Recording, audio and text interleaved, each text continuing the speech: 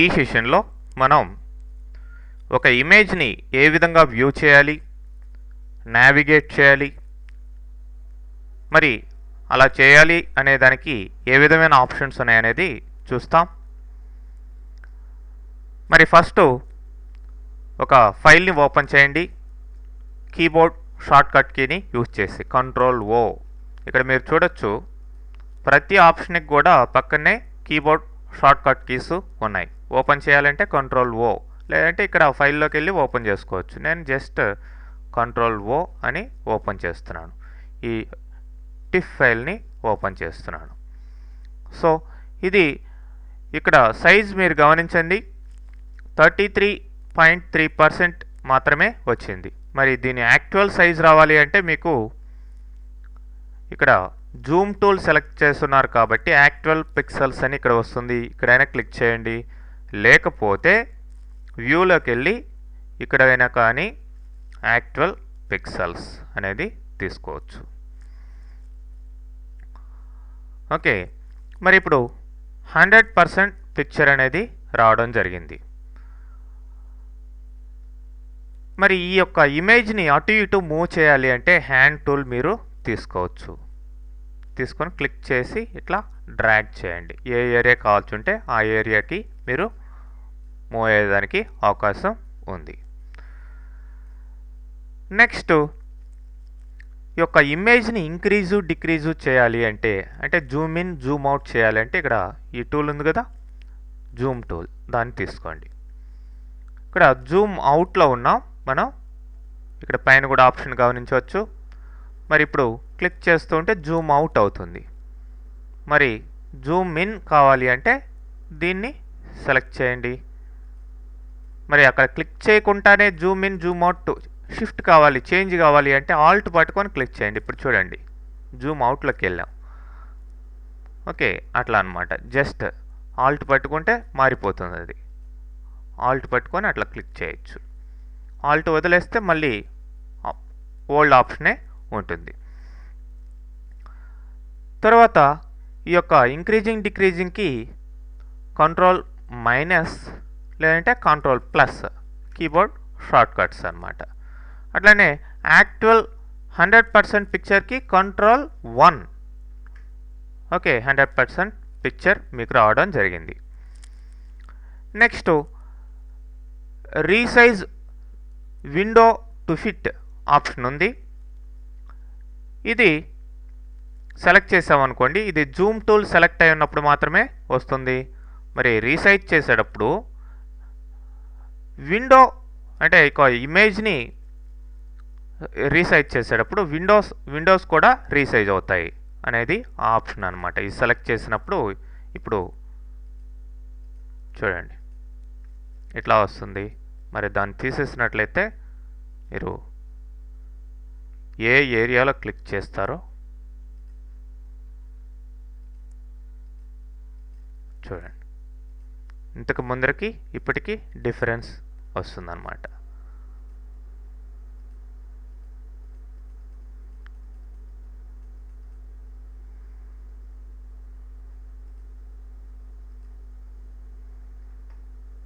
ఇది సెలెక్ట్ చేస్తున్నప్పుడు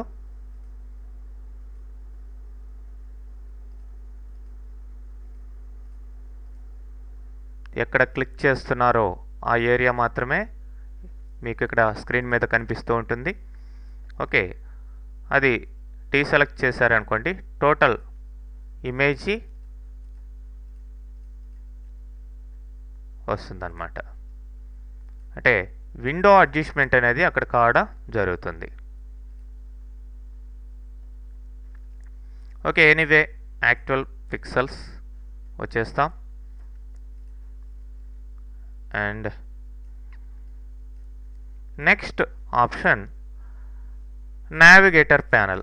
navigator panel ఇక్కడ లెఫ్ట్ సైడ్ ఉండాలి, లేదంటే విండోలోకి వెళ్ళి నావిగేటర్ ప్యానల్ తీసుకోండి. ఈ యొక్క ఇమేజ్ని సైజ్ చిన్నదిగా ఉంటే నావిగేటర్ ప్యానల్ ఇట్లా ఇంక్రీజ్ చేసుకోండి. ఇమేజ్ని కూడా ఎన్లార్జ్ చేయండి.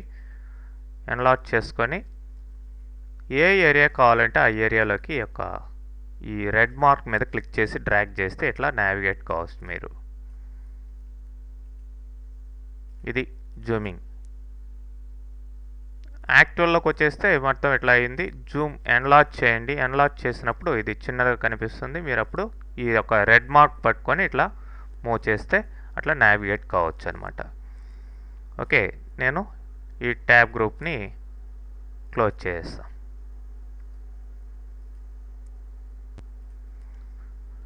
తర్వాత వ్యూలో ఫిట్ ఆన్ స్క్రీన్ ఆప్షన్ ఉంది. స్క్రీన్ మీద ఫిట్ అయ్యే సైజ్కి ఇది వస్తుందన్నమాట కరెక్ట్గా.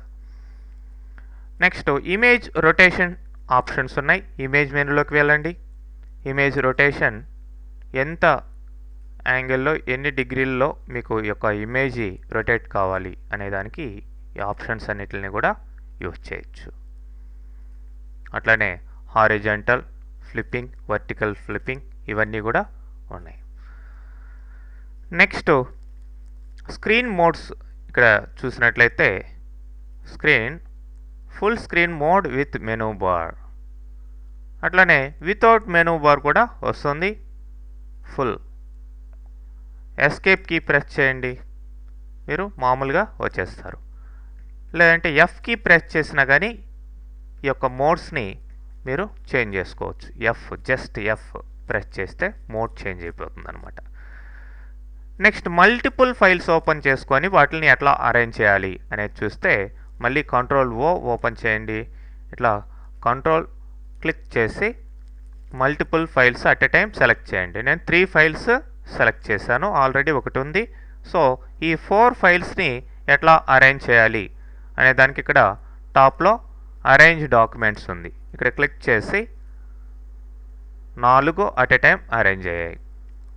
అట్లనే సైడ్ బై సైడ్ అరేంజ్మెంట్, ఇట్లా మల్టిపుల్ అరేంజ్మెంట్స్ మీకు ఉన్నాయి.